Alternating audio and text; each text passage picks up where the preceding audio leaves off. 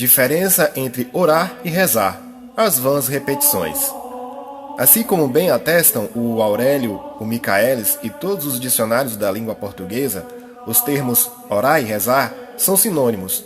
É importante notar, aliás, que essa duplicidade de termos que expressam uma mesma realidade é bem característica da nossa língua pátria. Em inglês, por exemplo, o verbo to pray significa exatamente o mesmo, orar ou rezar, tanto faz. Em italiano, usa-se a palavra pregare, que poderia ser traduzida como suplicar e que tem o mesmo sentido de orar ou rezar em nosso idioma. No desenvolvimento do português, esta língua tão complexa, surgiram muitos termos sinônimos como andar e caminhar, experimentar e experienciar, trabalhar e laborar, alimentar e nutrir, orar e rezar, etc. De fato, não há absolutamente nenhuma razão para se diferenciar radicalmente os termos orar e rezar. Na Santa Missa, por exemplo, o sacerdote tanto usa a expressão oremos, quanto, na oração dos fiéis ou na homilia, pode dizer rezemos. Infelizmente, porém, de algum tempo para cá, muitos pastores andam imaginando que têm autoridade para mudar a língua portuguesa e, por conta própria, vem ensinando às pessoas simples e despreparadas que existe uma grande diferença entre orar e rezar. E assim, sem pensar, grande parte dos nossos irmãozinhos afastados assume essa ideia equivocada. Pior, como de costume, consideram-se os únicos entendedores da Bíblia Sagrada. Essas pessoas são rápidas em nos acusar por conta deste assunto. Criou-se a esdrúxula ideia de que rezar seria repetir vãs palavras, enquanto que orar seria verdadeiramente falar com Deus. Analisaremos bem a questão a seguir. Antes, vejamos o que a própria Escritura tem a dizer sobre questões como esta. Esses tais demonstram um interesse doentio por controvérsias e contendas acerca das palavras, que resulta em inveja, brigas e atritos constantes. 1 Timóteo, capítulo 6, versículo 4. Como vemos, esse tipo de controvérsia sobre palavras não é nenhuma novidade. Voltemos à questão: por que se apegam alguns a essa grande diferença 100% inventada entre palavras que sempre foram e continuam sendo, na realidade, sinônimas? O que alegam, como já dissemos, é que rezar seria uma vã repetição de palavras decoradas, feita mecanicamente, enquanto que orar seria falar a Deus daquilo que vem do coração, com entrega, com verdade, fé e amor. Para um fiel católico, entretanto, desmontar esta construção falsa e muitas vezes maldosa é bem fácil, simplesmente porque é desprovida de qualquer base sólida. Vejamos. Admitimos que o termo orar pode ser preferido por certos autores para significar as orações espontâneas, e rezar tenha sido mais utilizado com enfoque na sua raiz semântica latina recitare, que significa recita.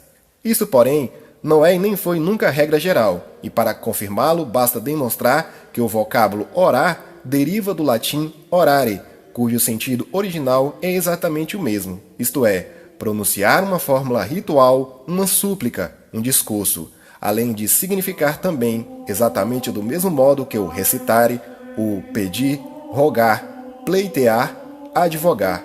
Estas acepções estão presentes nos cognatos oração, do latim oratione, e orador. Todavia, ambos os verbos orare e recitare, justamente por influência do latim eclesiástico, especializaram no sentido de súplica a Deus. Mais além, não é verdade que os católicos só podem se utilizar de oração pré-definidas para falar a Deus. Todo católico pode e deve elevar suas próprias orações espontâneas ao Criador, usando as palavras que lhe vêm ao coração, para pedir, louvar, dar graças e falar a nosso Senhor como quem fala a um dileto amigo.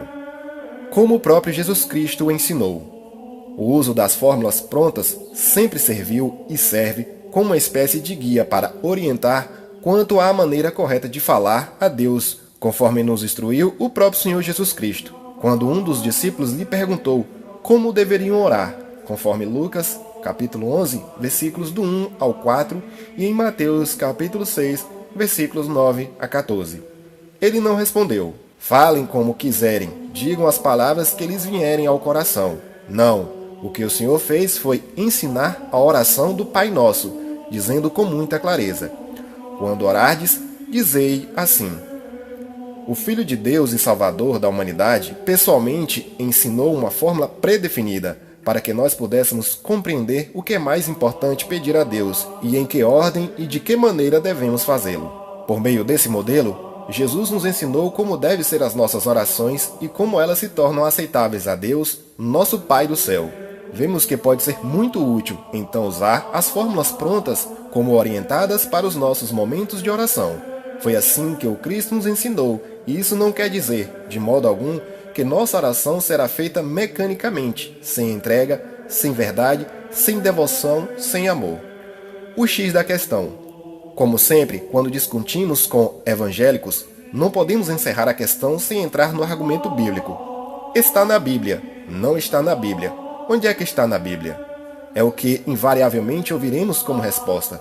E ao tentar esclarecer esta questão específica, há um argumento que virá inevitavelmente em algum ponto da conversa. A citação do texto do Evangelho de Mateus. Orando, não useis de vãs repetições como os gentios, que pensam que por muito falarem serão ouvidos. Mateus capítulo 6, versículo 7. A tradução citada é do protestante português Ferreira de Almeida, das versões corrigida e revisada, ou revisada impressa bíblica, as mais usadas pelos evangélicos. Outras versões trazem traduções diferentes, e existe no mínimo uma controvérsia em se usar a expressão vãs repetições. Neste nosso estudo, entretanto, o que realmente importa, mais do que as diferenças entre traduções, é saber o que verdadeiramente diz o texto sagrado. Finalizemos então o assunto da melhor maneira possível, analisando o texto bíblico original em grego.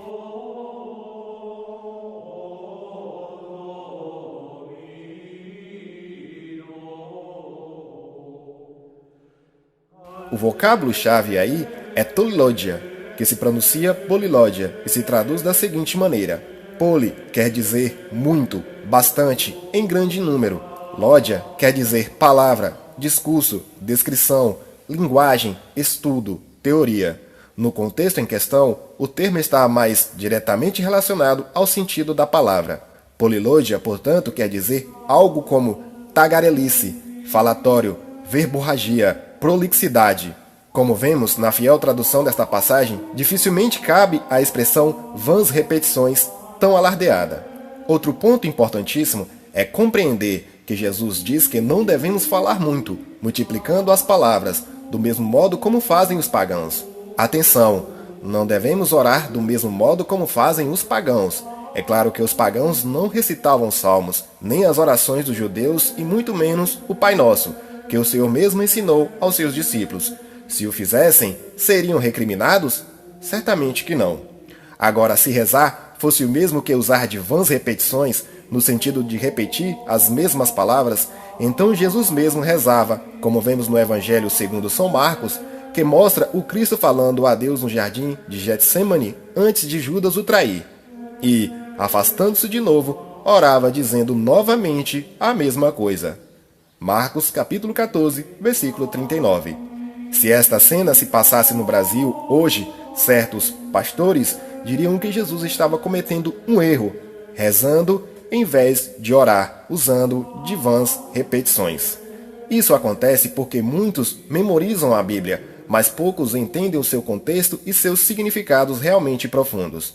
Além disso, certas comunidades ditas evangélicas procuram valorizar sempre as diferenças, por menores que sejam, aumentando cada vez mais o fosso da separação entre cristãos. Ainda pior, querelas fúteis como esta servem de pretexto para alimentar a confusão entre os que buscam o verdadeiro cristianismo. Acentuando as diferenças, seja no culto ou nas palavras, imediatamente se identificam como crentes ou evangélicos e se distanciam de católicos e ortodoxos. É uma tática inteligentemente adotada para crescer e prosperar, levar os ingênuos a acreditarem que somente eles são os detentores da salvação e da verdade divina. Somente eles é que conhecem o sentido das palavras, quando a realidade é o exato oposto. Além de tudo, sejamos francos, quantos falsos profetas, que já conhecemos tão bem, são verdadeiros mestres da oratória, gênios de belos discursos? Dizem que oram e berram elaboradas palavras diante da assembleia deslumbrada, mas suas vidas estão repletas de podridão, luxúria, ostentação, idolatria ao dinheiro e às riquezas. Já uma certa Madre Teresa de Calcutá era tímida no falar, assim como Irmã Dulce dos Pobres e Frei Damião, apenas para citar alguns exemplos bem conhecidos. Todos esses diziam rezar, e suas vidas foram exemplos de caridade cristã. Quem se atrevia a dizer que essas pessoas não rezavam com o coração, com a fé e grande amor a Deus? Para finalizar, observemos o Salmo, capítulo 135, versículo 6, que reproduziremos agora. Fizemos questão de usar a tradução protestante da Ferreira de Almeida. Louvai ao Senhor, porque Ele é bom, porque a sua benignidade dura para sempre. Louvai ao Deus dos deuses, porque a sua benignidade dura para sempre. Louvai ao Senhor dos senhores, porque a sua benignidade dura para sempre. Aquele que só faz maravilhas, porque a sua benignidade dura para sempre. Aquele que por entendimento fez os céus, porque a sua benignidade dura para sempre. Aquele que estendeu a terra sobre as águas, porque a sua benignidade dura para sempre. Aquele que fez os grandes luminares, porque a sua benignidade dura para sempre. E assim prossegue a oração do salmista, repetindo sempre a mesma fórmula, de novo e de novo, até o final dos 26 versículos.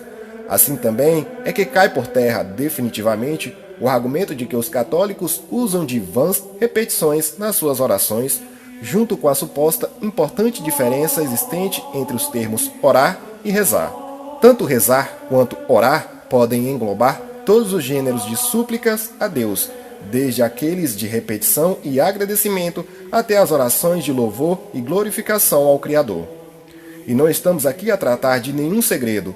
O leitor pode comprovar esta simples realidade através de breve pesquisa virtual. Tudo o que precisamos fazer é deixar de dar ouvidos àqueles que consideram donos da verdade e buscar a vontade de Deus com amor soberano, pureza de alma, fé desapegada e absoluta sinceridade. Louvado seja nosso Senhor Jesus Cristo, para sempre seja louvado e sua Mãe Maria Santíssima.